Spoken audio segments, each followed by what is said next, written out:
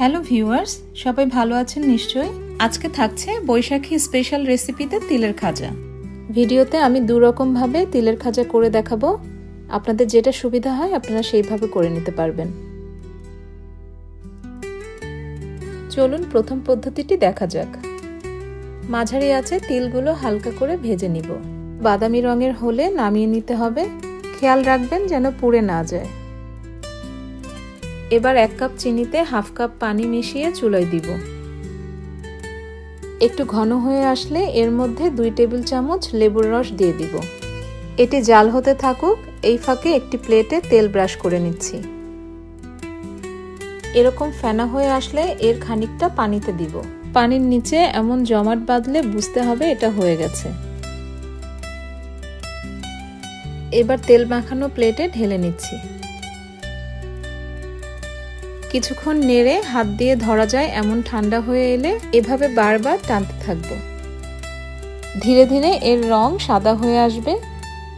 সম্পূর্ণ সাদা হয়ে আসলে পছন্দ মতো আকারে কেটে তিলে গড়িয়ে নিব।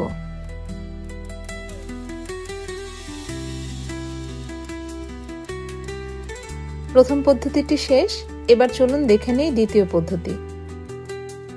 আধা কাপ চিনিতে 1 টেবিল চামচ মধু দিয়ে মাঝারি আঁচে জাল করতে থাকব। জাল হতে থাকুক, এই ফাঁকে আমি বেকিং পেপারে তেল মাখিয়ে নিচ্ছি। চিনি ও মধু সম্পূর্ণভাবে গলে গিয়ে বাদামি রং হয়ে আসলে এর মধ্যে আধা কাপ তিল দিয়ে দিব।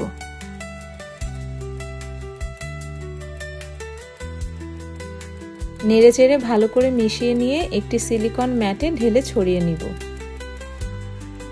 এর ওপর তেল মাখানো বেকিং পেপার বিছিয়ে রোলিং পিন দিয়ে বেলে সমান করে নিব। গরম থাকতে থাকতেই পছন্দ মতো আকারে কেটে নিব।